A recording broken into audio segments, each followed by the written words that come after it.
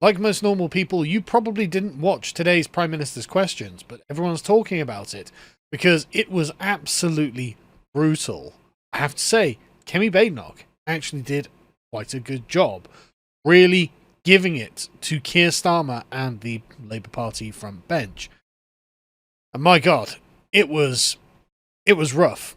We're just going to watch some of it because it's just... Mr. Speaker, he talks about jobs. Unemployment has risen every month since Labour took office. Has he spoken to Nissan, by the way, and looked at what's happening there?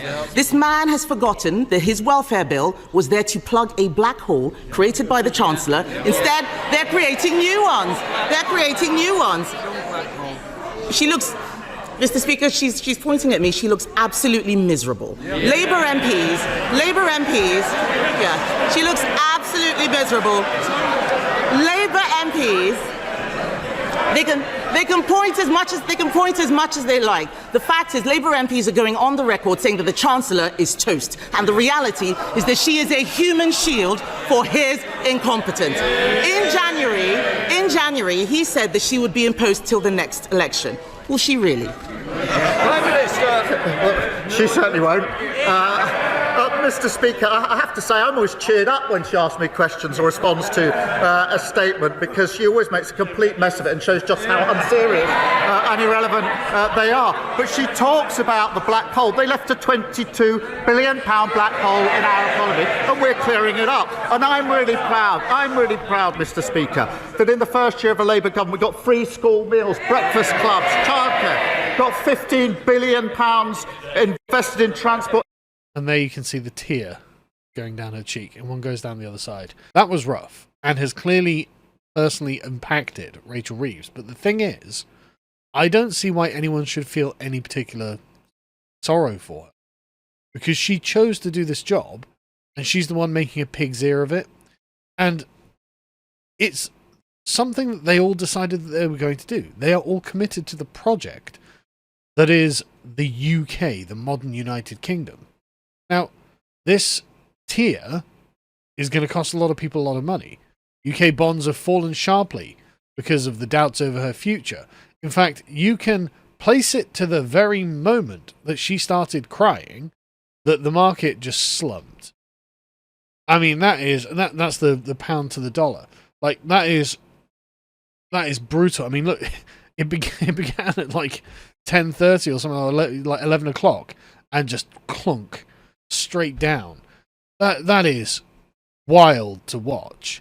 That a woman, the first female chancellor, having a cry in Parliament during Prime Minister's question time is enough to start ruining things. Now, it's not as bad as Liz Truss or anything like that, but the thing is, like, this just goes to show you that what they are doing is reaching the end point, right? Where else is there for them to go at this point? Now, a lot of them have been saying, well, I mean, you know, it's a woman crying in Parliament. Shouldn't you have compassion? It's like, well, you guys didn't have any compassion for Theresa May, Margaret Thatcher, or Liz Truss. You're, in fact, very cruel to them. And they continue to be cruel to Liz Truss, even though she didn't really do anything wrong, frankly. She's got snaked by the Bank of England, which is an independent thing not now controlled by ministers, even though what she was proposing was a very mild series of tax cuts that is what is good for the economy, because you'll all remember that we are currently labouring under the largest tax burden since World War II. That's hardly fair. And then, so let's talk about Rachel Reeves, right? Let's talk about her 2024 budget, which was just received like a fart in an elevator, because it was awful, right? The Labour Party came in like, oh wow, we're 22 billion in the hole from the Conservatives. Yeah, good job, fiscal Conservatives.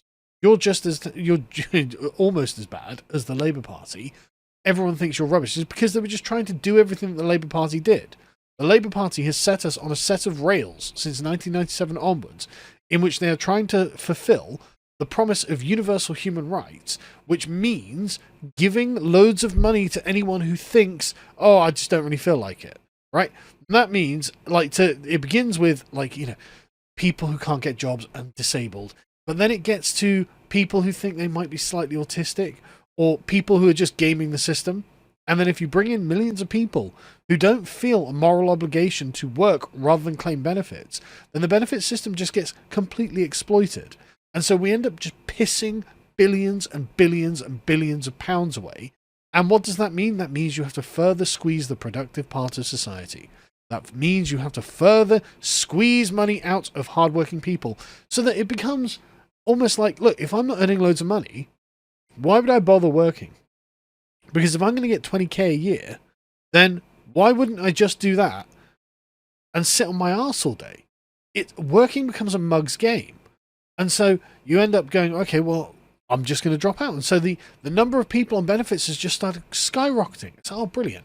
So not only do we have an incentive to not work, we also have communities who don't value work in the same way we do. They just have to start squeezing the millionaires and billionaires. And the thing is, those people are like, oh, right, so I'm just going to leave the country. Apparently 16,000 have left or are leaving this year and 10,000 last year. So really, are we in such an affluent position that we can afford to hemorrhage millionaires every year?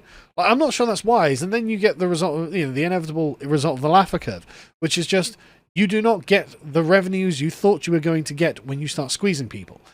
And so to fill the £22 billion budget shortfall, they decided they were going to raise £44 billion and start pissing away redistributive money in the way that they've always wanted to do, to make sure that they can have the rubric, the universal human rights, the reign of them across the entire country, which of course means that if you've got open borders and you've got a benefit system that's insanely generous, you bring in millions of people who don't care about abusing that benefit system, well, it's impoverishing us. So not only did they completely ruin us, I mean, they placed 22 billion for carbon capture in the soil. It's like, right, so a black hole's worth of money is being paid for carbon capture. Completely preposterous, right? Absolutely preposterous. As if we've just got so much money to burn, and yet they decided, yeah, we're going to raise this, and then there are just so many other things that they've done that have been terrible. And now we're looking at another autumn budget coming up, and everyone's like, well, what choice does she have? All she's got left now, she is committed. All she can do is raise taxes, because all the Labour government can do is double down on everything that has come before. And the thing is, everything that has come before, and I covered this on the podcast today, I'll leave a link in the description, because this is the end of the Blairite project. It is dying in front of us. As you can see, they were like, well, the Blairite's still the future. It's like, look, you are responsible for everything that has happened until this point. There has been no other political system or moral system. And we are at the point now where there's no money left. Nobody's happy with the state of the country. Everything's terrible. And I cover all this in today's podcast. And you are the problem. Your dream of having universal human rights and an unlimited benefit system that provides for them is squeezing the country to the point where we are just becoming impoverished, and it can't carry on. And honestly, I think that's where the stress of this is coming from. They're looking at the situation and saying, well, what can we do? Nothing. We would have to roll back our promises on universal human rights. And they say, but we can't do that. We are committed to this in the same way that Christians are committed to their morality and their religion, right? These people, I think, would rather martyr themselves. And when reality comes smacking them in the face and going, look, you are going to cut the benefits bill, backbench revolt, Labour in chaos. The entire thing from the outside looks crazy. And this PMQs, man, there was the whole front bench looked like someone had died, right? Their faces were just drawn and gaunt and grey and miserable. All of them, even when they're trying to keep up the jolly sort of fisticuffs of the PMQs, you could see they didn't have it in them, because things are going horribly wrong. Because a bunch of their ideologue leftists are like, no, we can't possibly cut benefits. The state's job is to provide benefits to everyone. And they are dealing with the reality that means that the economy is getting absolutely crushed. And so the only thing they can do is raise taxes. And that means people are like, look, I would rather vote for anything other than you. They're already down to 20 to 23% in the polls, which is atrocious, absolutely atrocious. And so it's just going to keep going further and further down. Nigel Farage is just going to roll them over, and they know Nigel Farage is just going to roll them over. But the thing is, Nigel Farage, and I pointed this out in the segment, is actually not really very different to them. Right? Nigel Farage still believes in the same fundamental moral framework as them, which is why he's always so offended when they call him a racist and when they don't accept him into the gang. Nigel Farage wants legitimacy, wants respect and admiration from these people. Nigel Farage is currently pitching himself as the last-ditch effort to save this project. He understands himself to be containment of Project UK. And it's like, sorry, this can't go on. The whole thing, the wheels are coming off. Everyone can see it. There is no hope at the end of the tunnel. There's no light at the end of the tunnel. There is no hope for this. And this is why people are just, astounded. The raid on the farmers' inheritance taxes was just ruinous. As you can see here, one of them, at least one, has committed suicide over this. So they have blood on their hands over it. But this is such a ruinous policy. Because it's like, look, I intend to eat in the future, right? I intend to eat. And if I intend to eat, I need farmers. And not only that, the farmers are, of course, the sort of, the native backbone of any country, right? That's what, historically, most people have done. And it's only because of modern farming methods that most of us don't have to do this. And so we should really think about how we can make life as easy as possible as we can for farmers. Because as No Farmers, No Food point out, if people don't farm, you don't eat. And they'll be like, oh, we'll just import food. Oh, that's brilliant.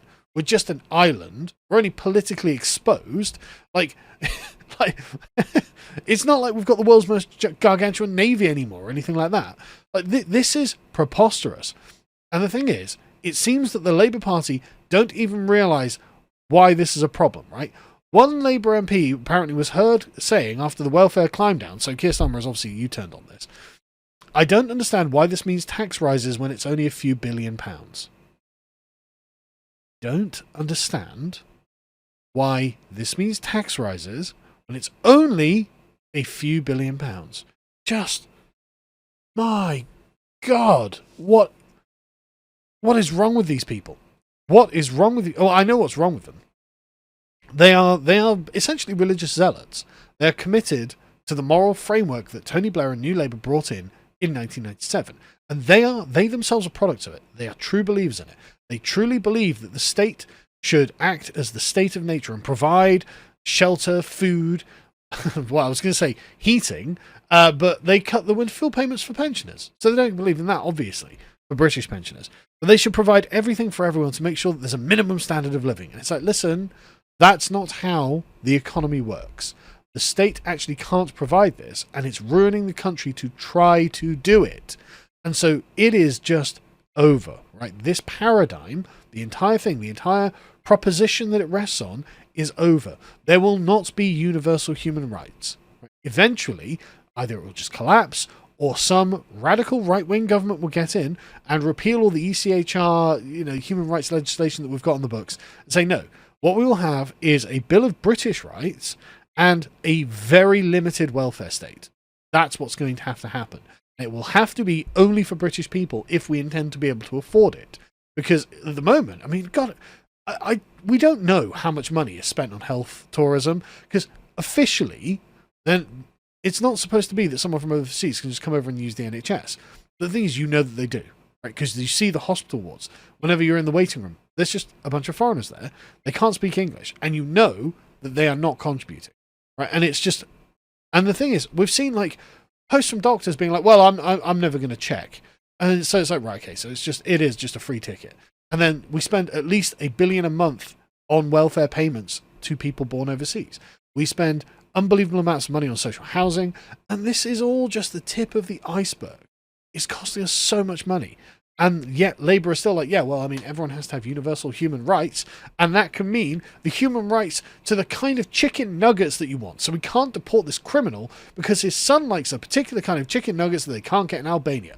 Fuck off. The sooner this paradigm collapses, the better.